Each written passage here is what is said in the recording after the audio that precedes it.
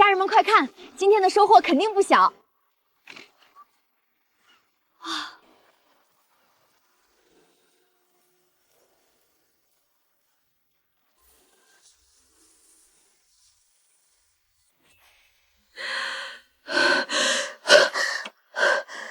这是在哪儿啊？大姐，你可算醒了，你已经睡了2天。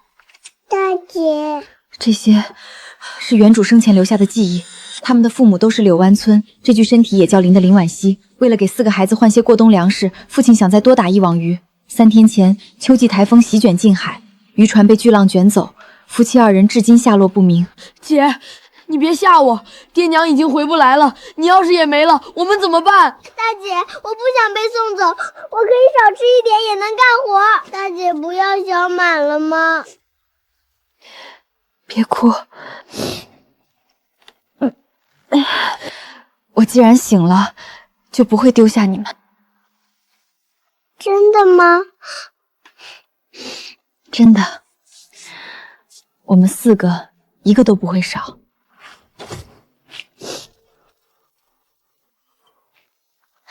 姐，喝粥，喝了粥病就能好。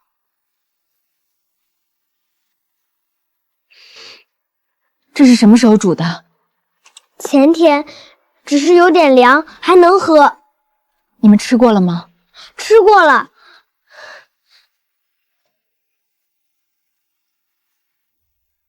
家里真的什么都没有了。向阳，看着我。你们多久没吃东西了？昨天吃了野菜，今天呢？家里只剩这碗粥，二哥说你发着霜，必须留给你。这粥坏了，谁都不能喝。可是家里没有别的东西了。喝坏肚子，只会死得更快。从我醒来的这一刻开始，他们3个的命便和我绑在了一起。向阳、小何、小满，你们记住，爹娘虽然不在了，可这个家还没散。以后我来撑这个家，只要我还有一口气，就不会让你们饿死，也不会让任何人把你们送走。向阳，把家里剩下的水烧开，再放一点盐。我烧了2天，身体缺水，喝些淡盐水才能尽快恢复力气。我现在就去烧。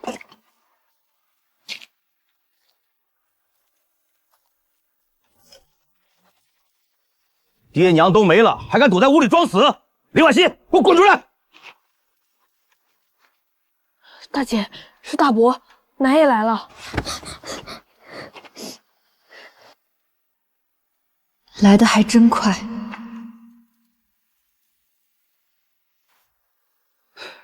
原来醒了。我还以为这场病熬不过去了，真要出了事儿，还得花钱料理后事。你胡说！向阳，回来。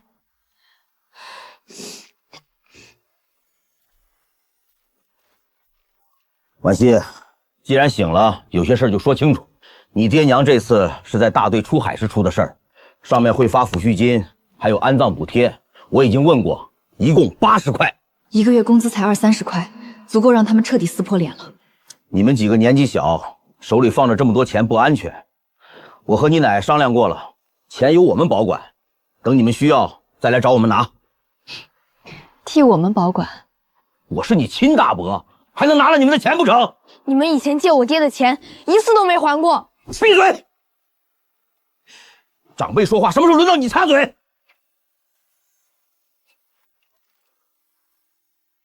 我苦命的儿啊！你说走就走，怎么不把娘一起带走？你没了，可娘还活着。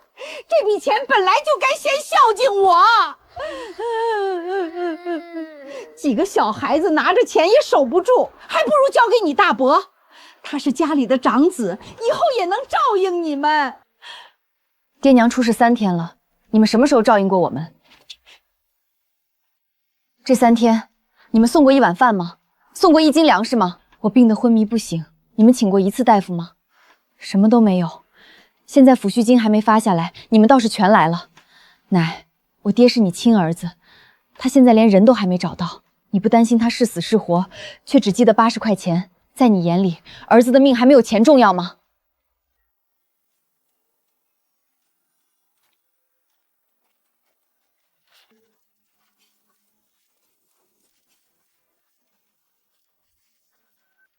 你干什么？小孩子懂什么？你大伯母是替你们看看，免得值钱东西被外人偷了。值钱东西？这个家要是真有值钱东西，我爹娘用得着冒着台风出海吗？我们4个已经2天没有正经吃饭，家里最后一碗粥都坏了。你们进门后也没有问过我们饿怎么样，现在却口口声声说要照顾我们。大伯，你自己相信吗？你这个丫头病了一场，倒是学会顶嘴了。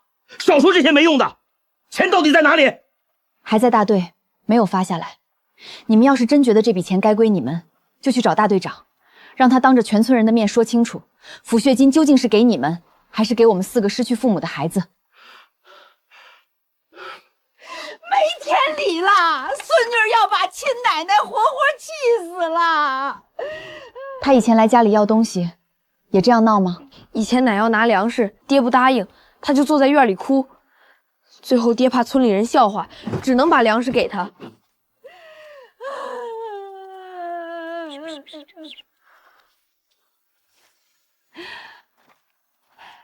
婉熙呀，刚才都是一家人说的气话，你别往心里去。你是长姐，你们几个以后的日子不好过，总不能带着3个孩子一辈子住在这间破屋里，该考虑终身大事。他突然提起婚事，果然没安好心。你想说什么？乃替你寻了一门好亲事，隔壁青石湾有个罗大奎，家里有房有船，还是村里出了名的屠户。你嫁过去，吃穿都不用愁。罗屠户，他比我爹年纪还大，年纪大才会疼人。我听说他娶过2个媳妇儿，他们后来都没了。你闭嘴，小孩子别胡说八道。罗大奎已经答应了，只要你点头，他马上拿30块彩礼。30块呀！有这笔钱，你弟弟妹妹就有活路了。你这个做长姐的也算对得起死去的爹娘。彩礼给谁？自然先交给长辈保管，以后再拿一部分照顾这几个孩子。一部分是多少？大人的事儿，你问这么清楚干什么？我不嫁。你说什么？我不嫁。罗大奎47岁，好酒好赌，还经常打人，前面2个妻子都没能和他过下去，你却说他会疼人。他家里顿顿能见肉，你嫁过去就是享福。吃一口肉就要拿命换吗？奶，你这是给我说亲，还是准备卖了我？你这个不孝的东西！我是为了你好，你带着3个拖累，谁家愿意娶你？罗大奎肯出30块，已经是看得起你。我们不是拖累，我们不需要姐姐拿自己换钱。大姐不嫁，我们宁愿少吃饭，也不要大姐嫁给他。反了，一个个都敢和长辈顶嘴。30块彩礼，你们准备留多少给我们？20块？10块？还是只扔下1块钱，让我们4个自生自灭？抚恤金拿不到，就想拿我的彩礼，你们的算盘打得真响。今天这门亲事，你答应也得答应，不答应也得答应。家里的事儿，轮不到你一个丫头做主。大姐，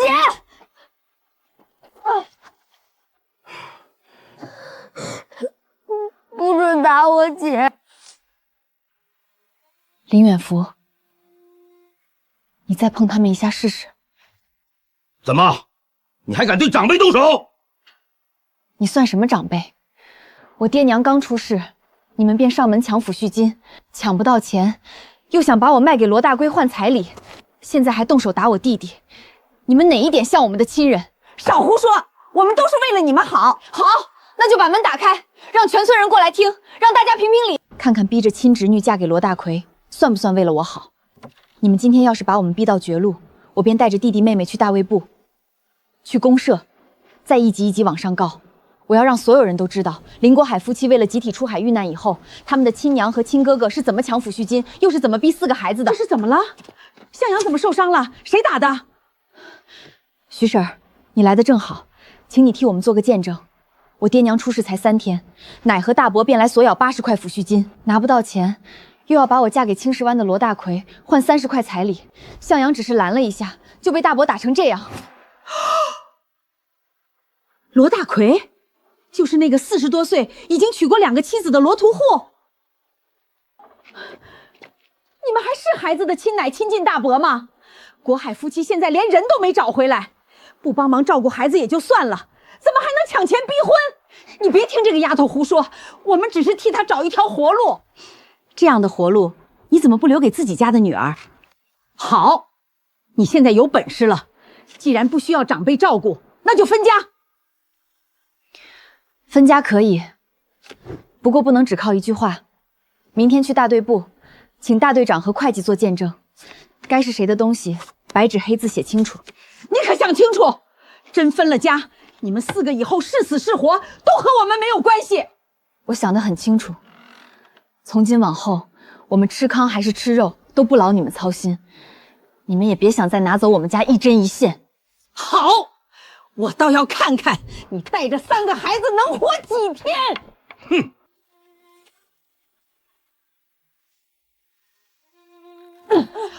大姐，大姐，我没事儿。我们真的要分家吗？分，嘴上说的不算。明天就去大队部，把协议定下来。分家以后就没人能逼大姐嫁给罗土管了吗？没有我的同意，谁也不能决定我的婚事，也没有人能随便把你们送走。我要和大姐在一起。好，我们4个永远在一起。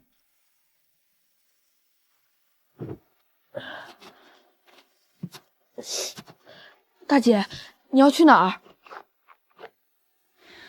去大队部，趁他们还没反悔，把分家的事儿定下来。我跟你一起去。你不能去。为什么？我要保护你。昨天你已经保护过我，今天该你守着小何和小满。你不在，他们会害怕。现在家里没有爹娘，你就是这个家的男子汉。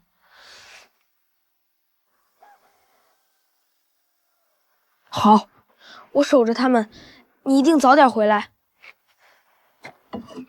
把水烧开，小满醒了要是喊饿，就让他多喝一点，别让他们跑出去。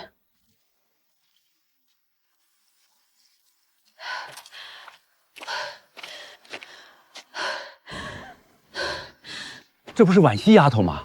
听说昨天刚醒，病成这样还往外跑。林家昨天闹得那么厉害，她怕是去找大队长。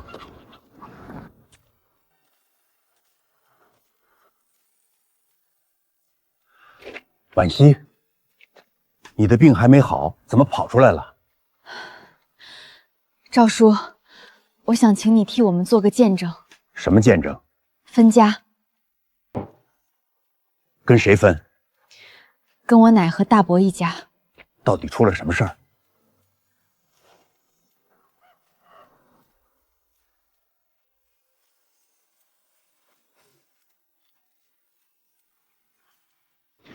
这事儿我听徐嫂子提过几句，没想到他们竟敢逼婚，还动手打孩子。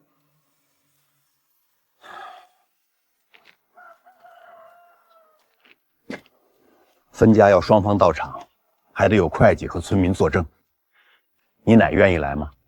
他愿意最好，他不愿意，这个家也必须分。我爹娘是替大队出海时出的事儿，他们留下4个孩子，最小的才5岁。我不求大队替我们养家，只求把家分清楚。以后我们不占大伯家的便宜，也不能让他们随意抢走我们的东西。你爹活着时性子就是太老实，总想着一家人，不愿把事情做绝。可他现在不在了，你们确实需要一份明白协议。周会计，大队长，什么事儿？准备纸笔和印梁，再找人通知林永福一家，今天就把这个家分清楚。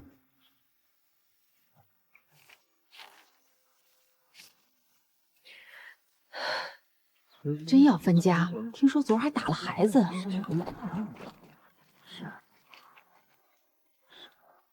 怎么来了这么多人？还不是那丫头故意把事情闹大。不就是分个家吗？把我们叫来做什么？既然要分，就得当面说清楚。国海夫妻不在了，几个孩子以后怎么生活，家里东西怎么划分，都要写在纸上。你是做大伯的，先说条件。分就分，他们本来就没和我们一个锅里吃饭。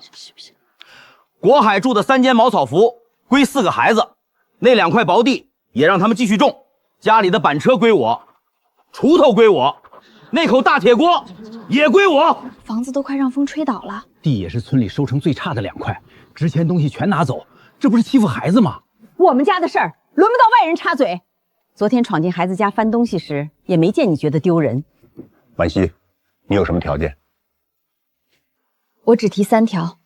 第一，我爹娘的抚恤金和安葬补贴一共80块，全部归我们姐弟4个。第二，我爹留下的渔网、铁海青和赶海工具全部归我们。第三，从协议生效那天开始，2家各过各的日子，奶的赡养由大伯承担。我们姐弟4个不再和大伯一家有任何经济牵扯。板车、锄头和铁锅你都不要？不要。这丫头是不是烧糊涂了？破渔网能值几个钱？铁锅才是过日子的东西。婉熙，大伯也不是不讲情分，你爹是我亲弟弟，他的抚恤金按理说也该有我的一份，我也不多要，80块，咱们一家一半。一家一半？你有手有脚，还有自己的房子和地，凭什么与我们分救命钱？就凭我是你爹的亲哥哥。赵叔，发放抚恤金的文件在你手上，上面写的领取人是谁？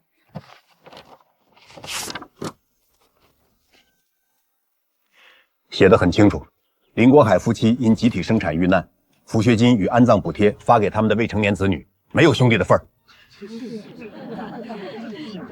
那老太太呢？国海可是他亲儿子，当娘的总该分一份吧？奶要是生活困难，可以单独去公社申请补助，该走什么程序就走什么程序，我不阻拦。但我爹娘留给4个孩子的80块，一分不能少。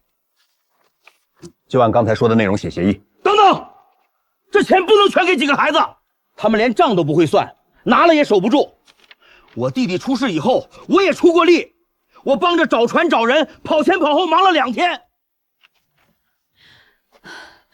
大伯，我爹娘出事那天你在做什么？我当然是在帮忙。你在家杀鸡，村里不少人都看见了。真正下海找船的是大队组织的民兵，真正沿海岸找人的也是赵叔带去的人。从头到尾，你没有露过面。这事儿我能作证。出事那天，我去他们家借簸箕，永福确实在院里杀鸡。我们喊他一起找人，他还说海上风大，去了也没用。是有这回事儿，就算我没去，那也是我亲弟弟，这笔钱就该有我的一份。这笔钱是我爹娘拿命换来的，是国家发给4个孤儿的活命钱。谁敢贪1分钱，我就去公社告。公社不管，我就继续往上告。侵吞因公遇难家属的抚恤金，这个名头你担得起吗？林永福，坐下。你弟弟弟媳的事故已经有组织定了性质，这80块是专项款，每1分都有记录。你不服，现在就去公社，别在大队部欺负几个孩子。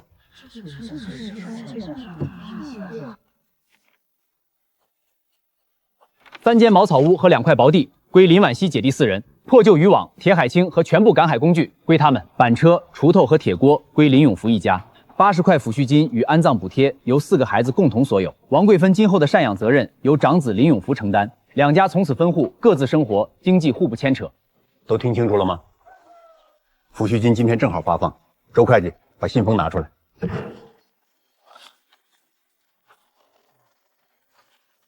5、10、78、79、80。婉熙，你自己数一遍。 80块，没错。谢谢赵叔，也谢谢周会计。这些钱来的不容易，你是长姐，得替弟弟妹妹守好。我明白。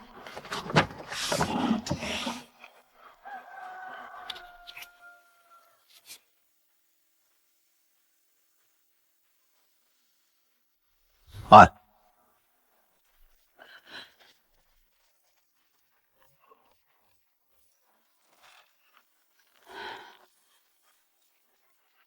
你别得意，80块总有花完的一天，我等着看你们几个怎么活。我们以后怎么活是我们的事儿，奶还是先想想大伯愿不愿意好好养你吧。哼！丫头有骨气，你爹妈要是能看见，也能放心一些。徐婶儿，谢谢你替我们作证。都是邻里，谢什么？一个人带着3个孩子，往后的日子不轻松。真遇到过不去的坎儿，就来找我。好，等日子好一些，我请你喝一碗稠粥。好，我等着你的稠粥。80块钱是爹娘留下的最后一笔钱，也是我们4个的全部家底。花对了，能换来一条活路；花错了，我们连重新开始的机会都不会有。大姐，分家办成了吗？办成了。向阳过来，小何把门关上。协议签了，大队盖了章，爹娘留下的80块钱也一分不少都拿回来了。以后我们真的和大伯家没关系了，干干净净，再也不用听他们安排。疼吗？不疼。小何觉得80块多吗？多，可以买好多米。听着多，真正花起来却不经用。4张嘴每天都要吃饭，盐、粮、布、药都要花钱，只靠这80块，最多只能支撑几个月。那以后怎么办？不能坐吃山空。这60块是表命钱，不到万不得已不能动。日常买米买盐从这里拿，每花1分钱都必须记清楚。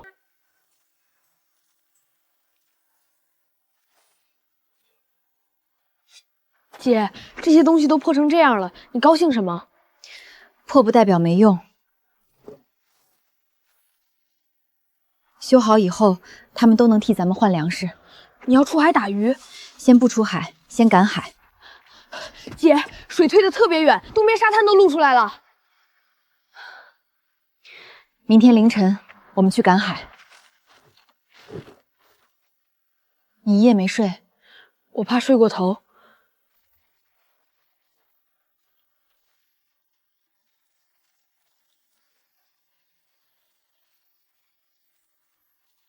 姐，你走反了。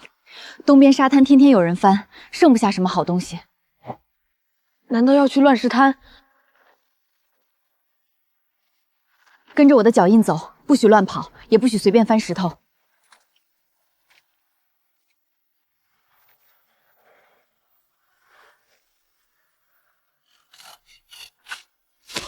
你怎么知道里面有东西？背阴石缝有新鲜海藻，附近多半藏着螺。要一下翻开，第一眼先看石头背面。螃蟹反应快，3息之内不抓它就跑了。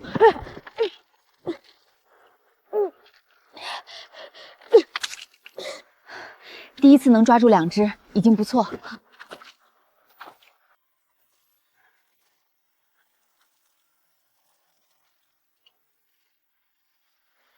姐，这比爹以前带我捡的还多。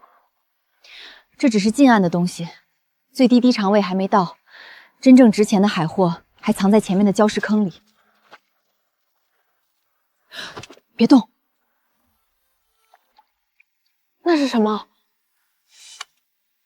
一只大青蟹。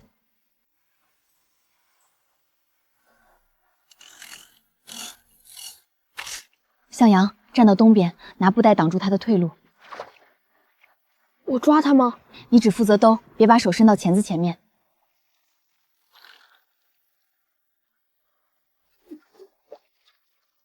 它的钳子也太大了，大才值钱，是一只高满肉厚的公蟹，至少2斤。这也是爹教的。嗯。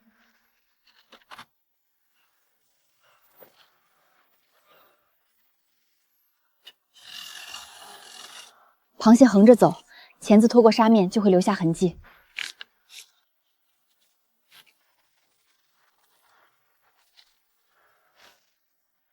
能卖多少钱？加起来得有6、7斤，差不多。能卖多少钱？品相好的活青蟹1斤能卖1、2块，具体多少要看买家。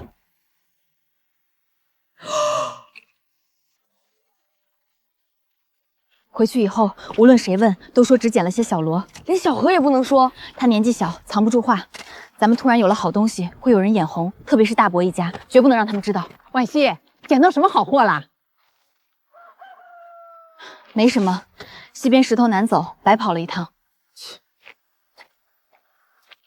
姐，你骗人也这么镇定，这叫防人之心。大姐马上就回来了，小满不要哭。大姐马上就回来了，小满不要哭。大姐不走。不走，大姐去给你找吃的了。向阳，把院门关好。不能摸，会夹手。这只真的给我们吃，不是拿去卖。对，人先吃饱，才有力气挣钱。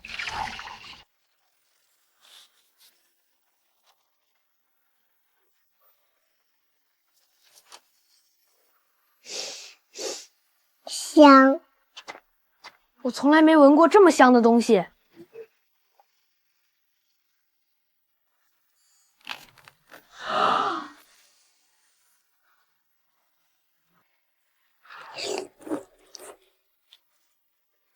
姐，你也吃腿？我有蟹黄，可你今天走了那么远，听话，分给小何一半。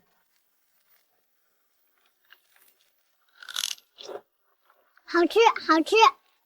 大姐，爹娘活着的时候也没舍得让我们吃这么大的螃蟹，以后还会有。我们以后经常都能吃饱吗？会。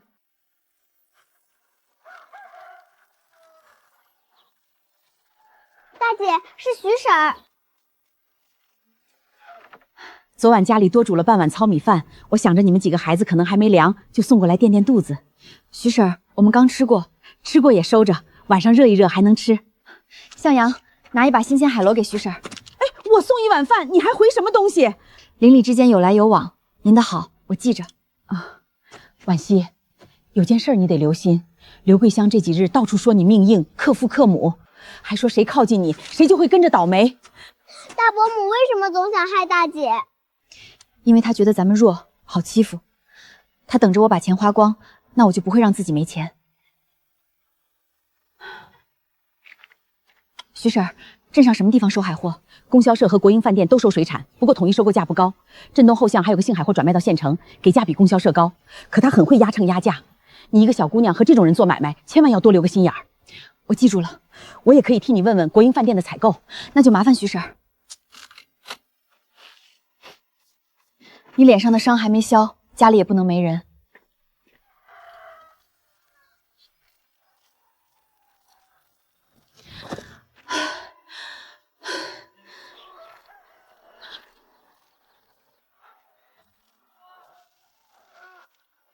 统一收购1.2块一斤，这些青蟹个头匀，蟹钳完整，肉也足，那就1.3块。不急得出手，我再去别处看看。1.3块已经很多了，为什么不卖？因为这批蟹值更多。是活青蟹，俺去叫韩老板来看看。从哪里抓的？自己赶海抓的。一个小姑娘能抓到这种青蟹？货就在这里，您只需看品相。4只青蟹共5斤2两，1.5块、1.6块、1.8块，不能再高了。5斤2两，9块3毛6，9块3毛6。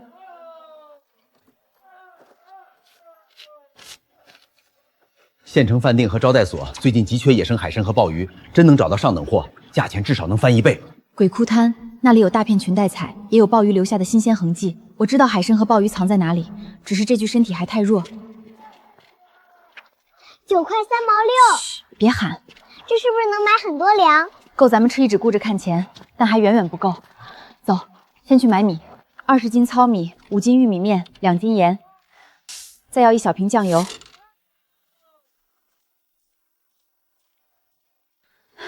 这些米够吃多久？掺着野菜煮粥，省一点能吃小半个月。小半个月以后呢？再靠大海赚。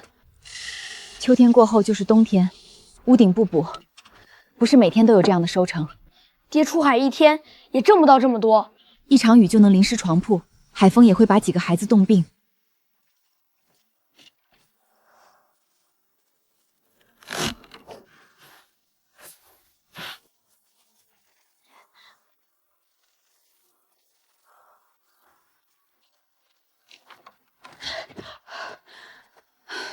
姐，以后下雨是不是不会漏到床上了？泥干以后还要再补一遍，不过能挡住大部分雨。海参、鲍鱼，韩广才说上等货可以翻倍收购。出发前再把规矩说一遍。我只能待在外围石堤，不许往里走。还有呢，看到涨潮就吹3声竹哨，你进去之后我不能随便喊，免得你分神踩滑。记住，鬼窟滩不是乱石滩，潮水一回来跑都来不及。就在这里等，看着潮线，听见我报平安再回应。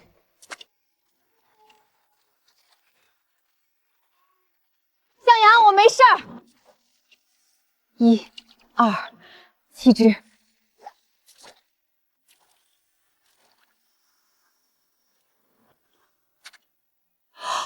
野生刺参，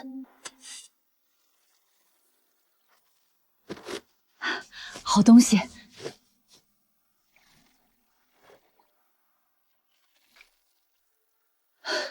向阳，姐，你没事吧？没事儿，收成很好。这一趟已经值了。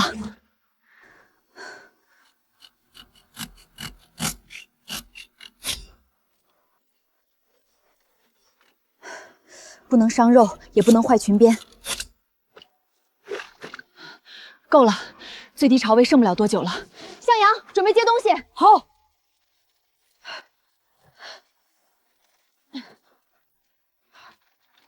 不往里去了，先撤。姐，这一趟赚大了。这就是海参，野生刺参。爹说过，一根海参能换好几斤肉。这2根品相好，应该能卖个不错的价。大姐，我们是不是发财了？离发财还远。真正的好东西，或许还藏在深水区。你想过去？今天不去。大姐，我们家真的要有钱了吗？值钱是一回事，能不能在坏掉前卖出去，才是更重要的事儿。海参离水后会逐渐自溶，拖得太久，整根都会化成一滩水。今天就得去海丰镇，向阳去找一根粗竹筒来。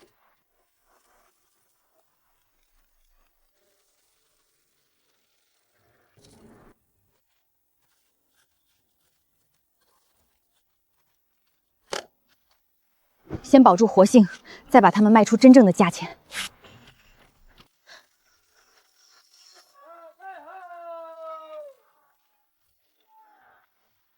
这全是活的。今早刚瞧下来。海参6块1两，鲍鱼3块1斤。刺参和普通光参不是一个价，这种品相晒干之后1两卖20都有人要。你还懂行情？我的货我当然懂。海参8块1两，鲍鱼4块51斤。可以。韩老板，秤砣多走了1格，按原位重新称。韩叔，再往外推半格。行，重新来。2根海参，18只鲍鱼，再加3只梭子蟹，一共27块2毛。27块2，就是27块2。你这丫头一点亏也不肯吃。4张嘴，少2毛便少1斤多粮。加上前几天的钱，我们有30多块了。先买铁锅，再买米和麻绳。麻绳做什么？修爹留下的地笼。这还只是鬼窟滩外围的收获，真正的深水区我还没有碰过。听说林家几个孩子买了白面，还添了新铁锅。刘桂香正在村口打听，你是不是靠卖海鲜赚了钱？她脸上笑眯眯的，我看着更害怕。笑得越亲热，说明算盘打得越响。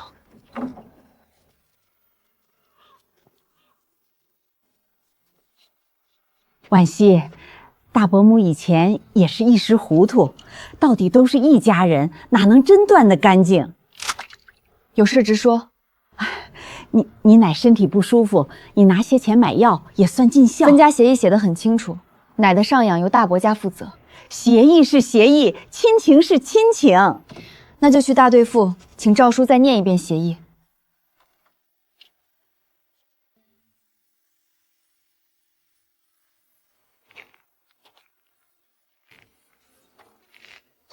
大勇哥，看够了吗？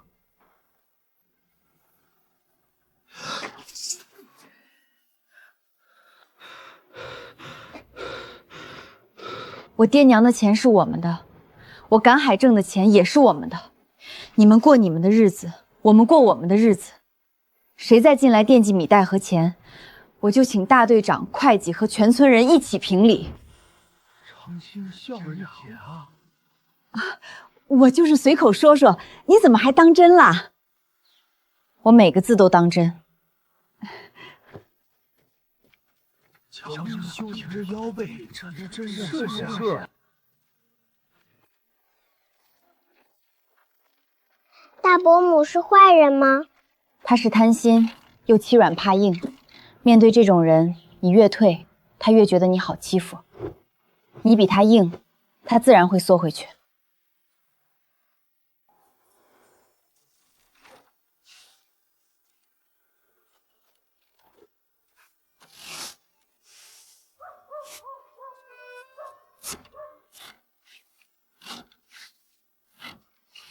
这种编法我从没见爹用过。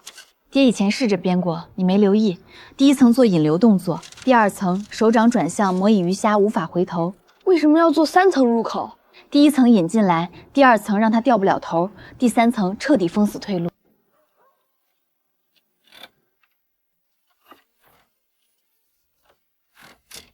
死茧朝内，朝外容易被礁石刮散。这样，对，手腕绕个小圈，再拉紧。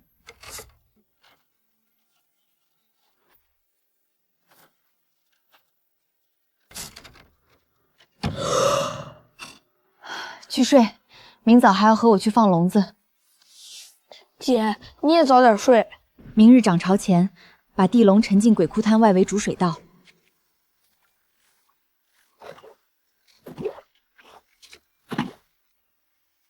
后日退潮，便能知道它们究竟能带来多少收获。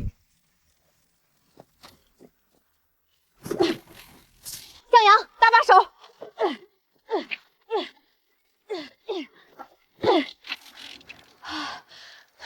这一个笼子比咱们翻半天石头还多。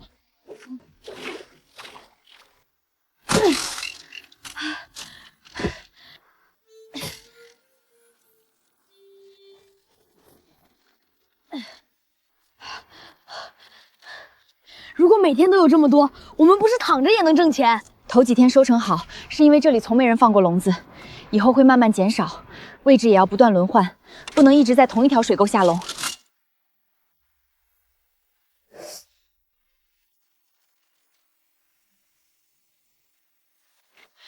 你先背着海货回家。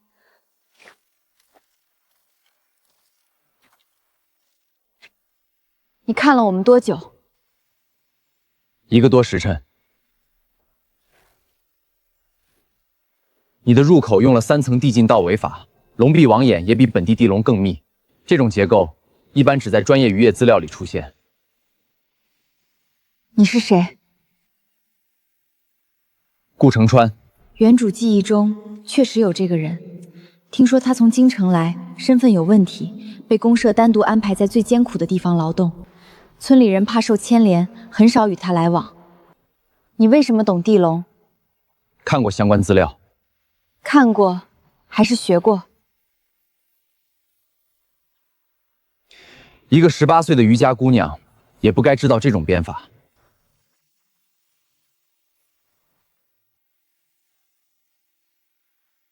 我爹打了20年鱼，他教过我很多东西。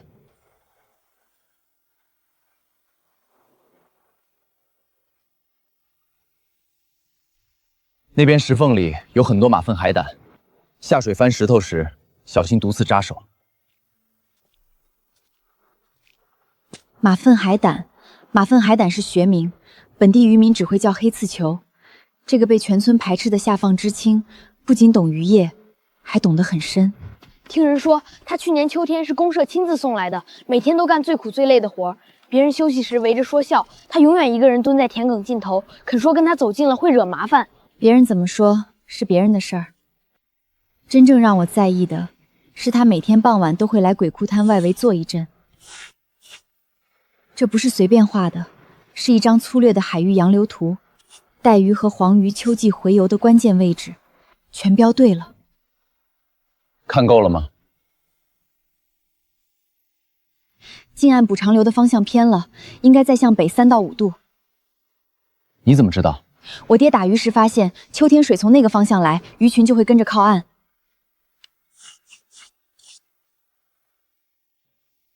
鬼窟滩的刺珊和鲍鱼，如果继续这样采，2个月内就会被捞工。什么意思？刺珊恢复很慢，你现在拿走的不只是能卖钱的成体，还有明后年的种群基础。你到底是什么人？下放知青。只有3根海参，2只小鲍鱼。半个月前，这里的收获至少是现在的2倍。顾承川说的没错。上次的话，我想清楚了。你愿意听？不是为了争输赢。刺参秋季进入快速生长期，15厘米以下的幼参不要碰，只取20厘米以上的成年参。每个月采多少？不要超过估算总量的2成。2成就是50、60根，平均每天不能超过2根。对，鲍鱼壳径不到5厘米的必须放回去。螃蟹和鱼繁殖快，地楼可以继续用，但要分区轮换。采过的区域至少休养半个月。分区轮采，大流小放，限制总量，这是最基本的办法。谢谢。你吃晚饭了吗？吃过的。嘴上说吃过了，可这副样子哪像真正吃饱的人。明天送到顾知青住的土屋。村里人都说不要和他走太近。他帮了我们，就应该还这份人情。那我放门口就走。好。海参每天最多2根，钱要慢慢挣。鲍鱼只取成体，地笼分区轮放，不能为了眼前几顿饱饭，把未来几10年的饭碗砸碎。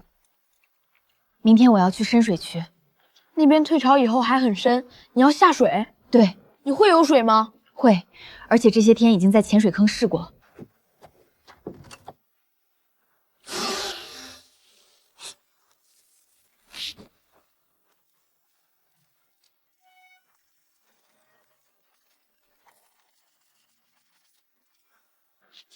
这是什么？水镜。碗底也能看水下？按在水面上能隔开波纹，比用眼睛直接看清楚。看到我拍水面就把绳子扔下来，没有信号绝不能乱拉。姐，你一定小心。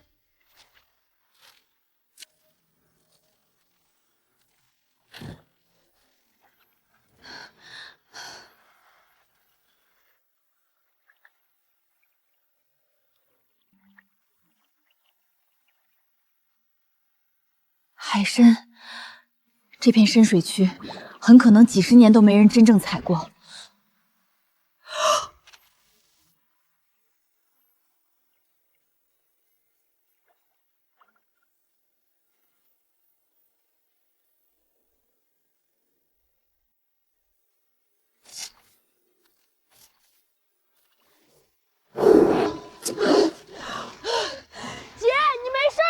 没事儿，别喊。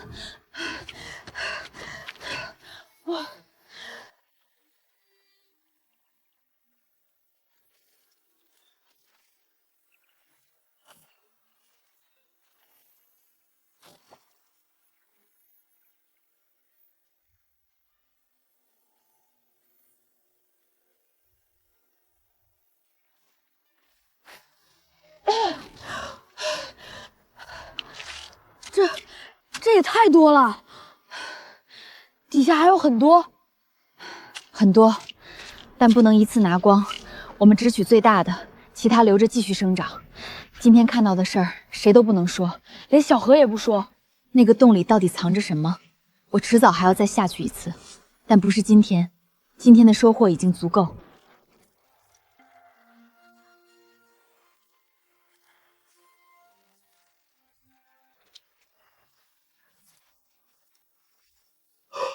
这么大的野生参，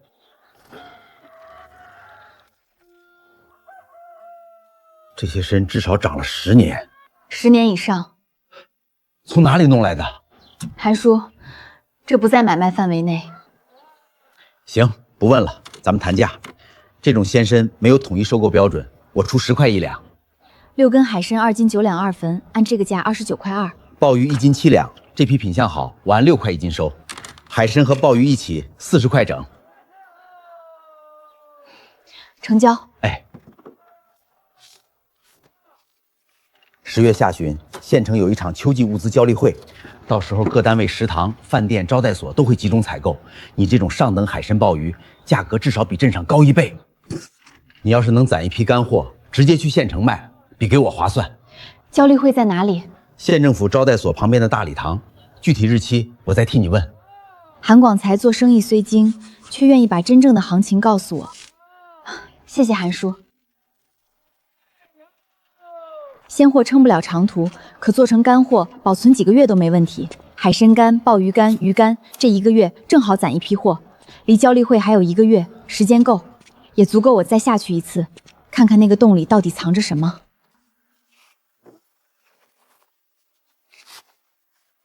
这些钱看着多，真花起来很快。今天要买东西，今天逢集，家里缺的东西得补上。先买4双鞋。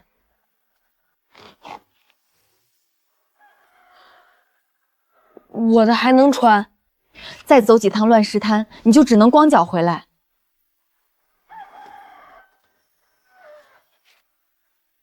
再买2床棉被，天气一天比一天凉。那几张破草席扛不过10月。1口中号铁锅，砂锅太小，煮4个人的饭得分几次，既费柴又费时间。最后买够1个月吃的芮面油盐。这些加起来得花不少吧？20块左右。棉被不买正品，去供销社后面的仓库挑处理品。背面有点瑕疵没关系，只要里面是新棉花。鞋买耐磨的解放鞋，铁锅选重号，够用就行，25块足够了。姐连去哪儿买，每样多少钱都想好了。我好像只要跟着搬东西就行。小何，你过来。你在家看好小满，有人敲门不要随便开。灶台边有煮好的野菜粥，饿了就热一下。大姐放心，我一定看好弟弟。大姐回来给小满带糖吗？家里的正事买完还有余钱，就给你买一小块。大姐快去！听见糖比谁都懂事儿。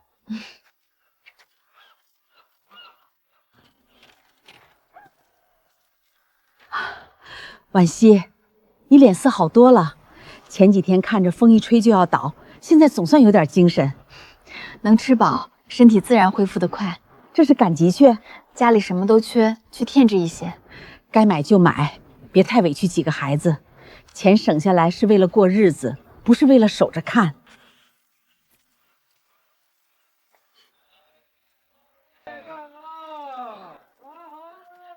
姐，门不是在前面吗？前面的东西按原价卖，后面仓库里有处理品，便宜不少。你怎么知道？上次来镇上时问过。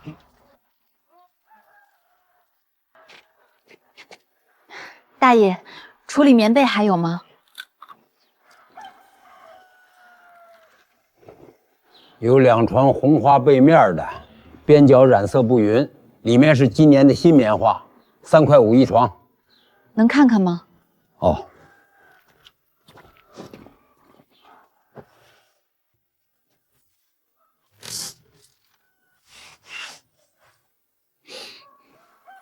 没有霉味儿。棉花没掺旧的。没掺，这2床就是背面染坏了一块，不影响盖。2床都要6块5，一床3块5，2床7块。我一次拿走，省得您再分开卖。6块8，再少真不卖。成交。大姐，你怎么连价都敢降？不问一句，怎么知道不能便宜？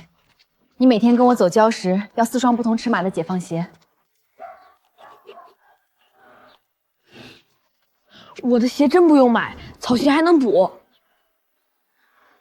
你每天跟我走礁石，脚一旦划伤，10天半个月不能下地。买鞋不是浪费，是为了以后继续干活。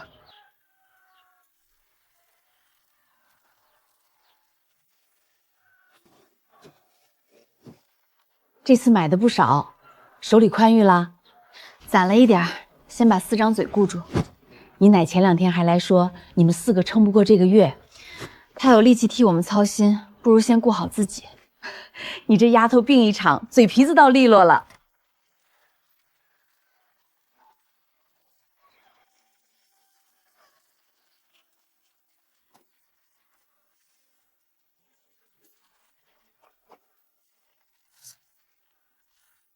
好软，里面是新棉花。今晚你和小满盖一床，我和向阳盖一床，1人1双。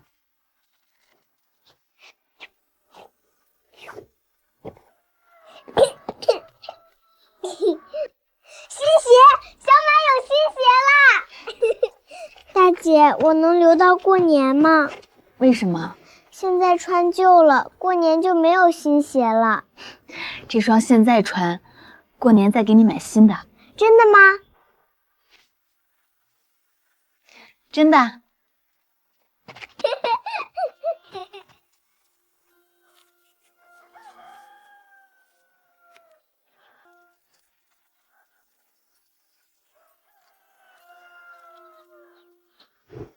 姐，这鞋底硬，走礁石肯定不硌脚。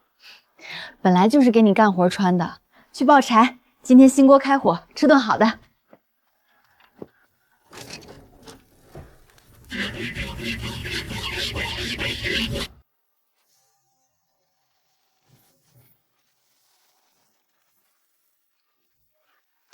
姐香。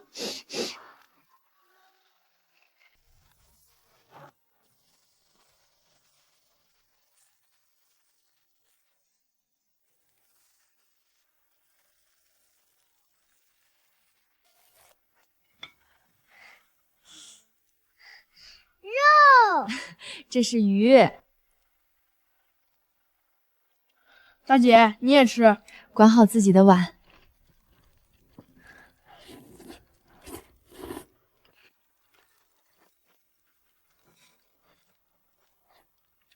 别舔。可是汤很好喝。明天还能做。以前每一顿饭都可能是家里就最后一顿，现在他们终于知道，明天还有。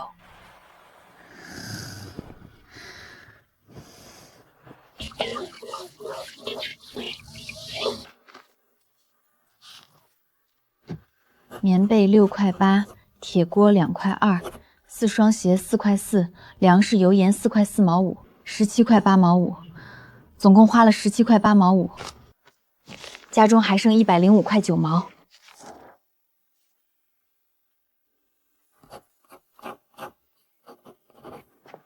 这是什么？县城每年秋天都会办一次大集，周围公社和大队的人都去，收山货、海货的商贩也多。咱们也能去卖吗？能。不过县城路远，鲜海参和鲍鱼放不到那里。那怎么办？做干货。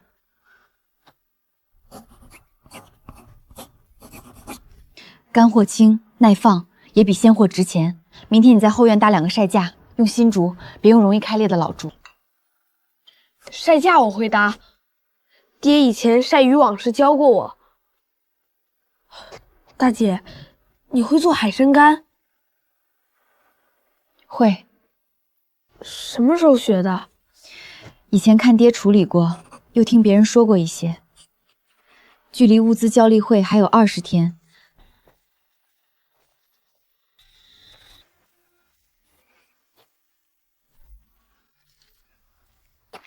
这么快？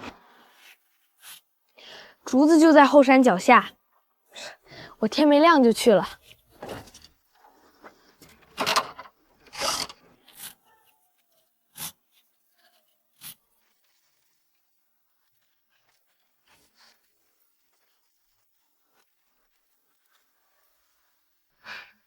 手艺不错，再搭一个。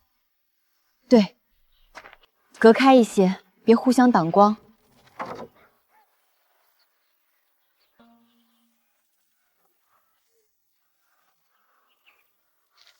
今天先用5根试做。为什么不全做？第一次掌握不好火候，很容易废。先拿5根试出时间，再处理剩下的。看清楚，第一步，去内脏。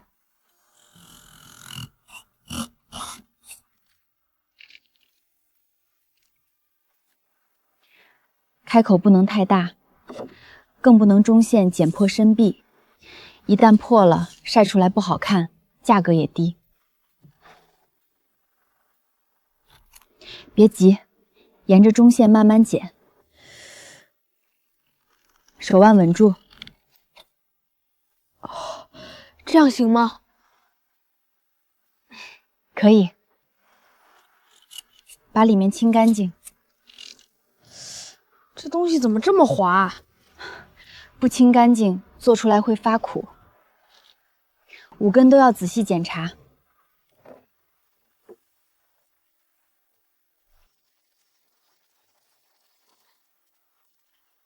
家里有井水，为什么还要跑一趟？天然海水里有盐，煮出来更鲜，也能省下家里的粗盐。哦。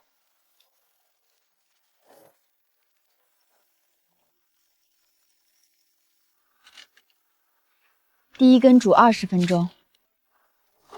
20分钟一定够吗？不一定，所以才要试。煮久了，生肉会烂；煮得不够，水分脱不出去。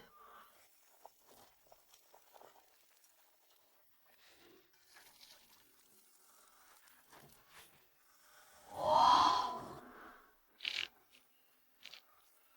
这根差不多。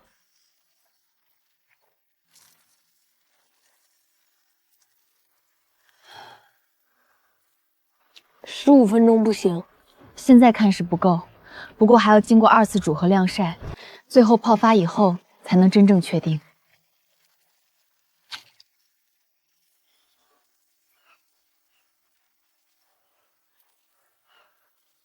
今天晒一整天，中午翻一次，傍晚再翻一次。这就做好了？第一遍晒完还要再煮，第2次用小火，时间更短。煮完以后继续晒2天，反复逼出水分，最后才能成为干参。一根海参要折腾这么久？天气好要5天，碰上阴天7天也未必够。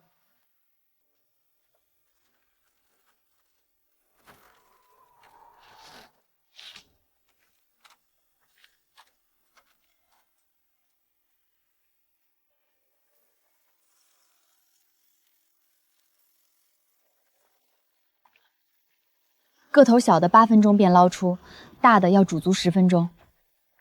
不是都煮10分钟吗？东西大小不一样，不能只看时间，还要看颜色和硬度。这根够了，捞出来。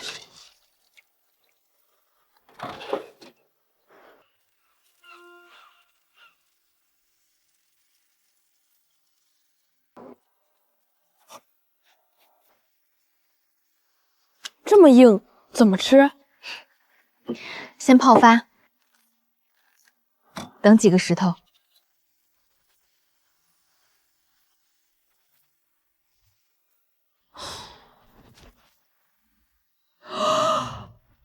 大姐变大了！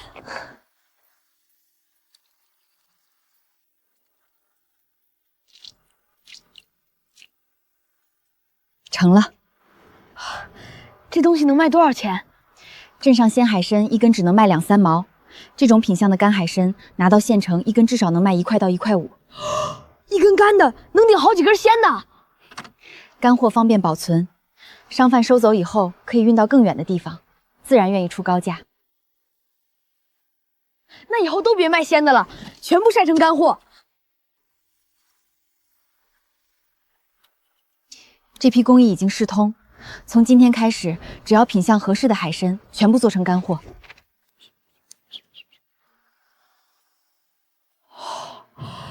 要是攒20根，就能卖20、30块。现在知道我为什么要搭晒架啦？这不是晒架，这是咱们家的钱架子。